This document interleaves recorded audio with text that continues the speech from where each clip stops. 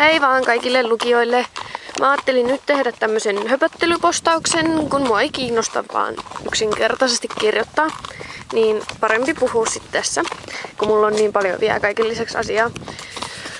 Joten aloitetaan nyt jotain, mitä mä muistan tästä kuluneesta viikosta. Tosiaan menen Lopon maastossa.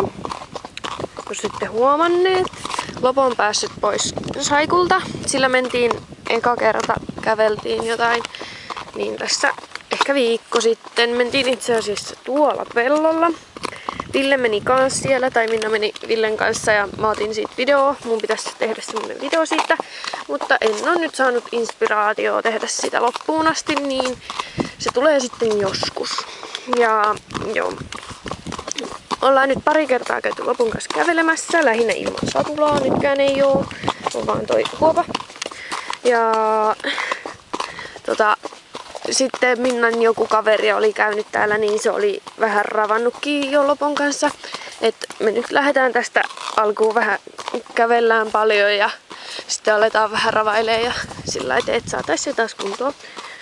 Ja joo. Sitten Villellä, mä en ole nyt mennyt itse asiassa varmaan viikkoa, en. Minnan äiti itse asiassa meni sillä. Ja se on, nyt alkaa ratsastaan sillä kans vähän enemmän, tai siis sillä niin. Minna pitää sillä varmaan välillä tunteja ja näin. Niin. Joo. Ja sitten mullekin pitäisi kai jossain vaiheessa pitää tunteja, mutta kun olisi vähän Lopon kanssa olisi paljon helpompaa, kun Lopo opettaisi paljon enemmän, niin sitten, mutta se nyt täytyy saada tästä kuntoutettua aluksi. Ja niin, että Villellä on nyt toinenkin ratsastaja, mutta Lopo on saatu takaisin kuvioihin, niin inteen hätään. Ja joo, Minna meni yksi päivä tässä Henkalla, siitä on vähän kuvia, mä laitan niitä tähän alas. Ja sitten itse asiassa mäkin menin Henkalla, kävelin loppukäynnit siinä. Ja apua siinä yhdessä kuvassa mulla ei oo kypärää ja mä oon Henkalla, joka on ongelmahevonen, apua. Mut siis niin, Minna käveli koko ajan siinä vieressä ja minä kävelin tosiaan vain ne loppukäynnit kentällä, niin joo, en kuollut, olen vielä hengissä. Ja niin. Ja mitäs muuta. Sitten mä kävin yksi päivä tässä Marikalla. Mun piti itse asiassa mennä pitää Napsulle tuntia ja Inalle ja Napsulle. Mutta sitten ylemmiltä tahoilta tuli käsky, että pitää mennä ajaan, niin me sitten mentiin ajamaan. Käännytäis pois. Noin. Ja joo.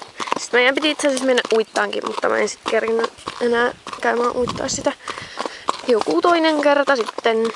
Ja mitäs muuta mulla on tapahtunut? Käytiin Minnan kanssa yhdellä semmosella tytöllä, jolle se pitää tunteja. Sillä on semmonen pikkuponi, niin käytiin siellä. Mä ratsastin sitä ponia.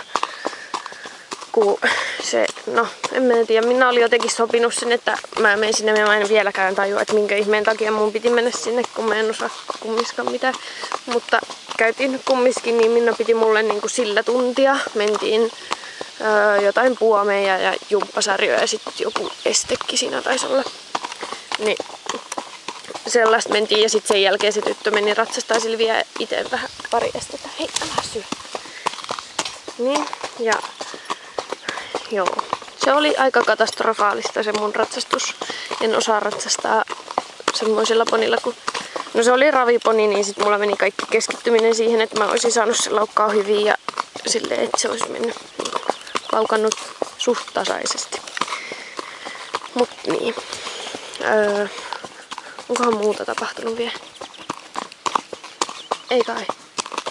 En ainakaan muista. Mutta niin, nyt mä en tosiaan jaksa kauheasti kirjoitella mitään, kun ei kesällä jaksa yksinkertaista. Niin sitten mä varmaan teen jotain videopostauksia tai jotain muuta vastaavaa ja kuvapostauksia, mutta niin. mä nyt laittelen tähän vähän jotain kuvia tähän videon alle. Niin, mitä nyt on tapahtunut niin kuin tässä. Ja sit mä yritän saada kirjoiteltua jotain vähän paremmin sinne blogiin, mutta tosiaan mä en ole niin kuin parin päivään käynyt nytkään koneella, niin ei ihan aina jaksa. Niin. Mut joo, yritän ryhdistäytyä blogin kanssa, mutta en lupaa mitään, koska kesä on ihanaa ja ei kiinnosta.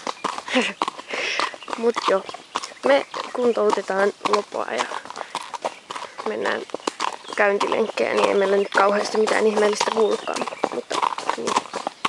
Kummiskin. Viettäkää tekin yhtä hyvää kesää kuin minä. Älkää välittäkö mistään blogeista. Hehe. Mutta joo. Älä syö pori. Joo. Hei hei vaan kaikille.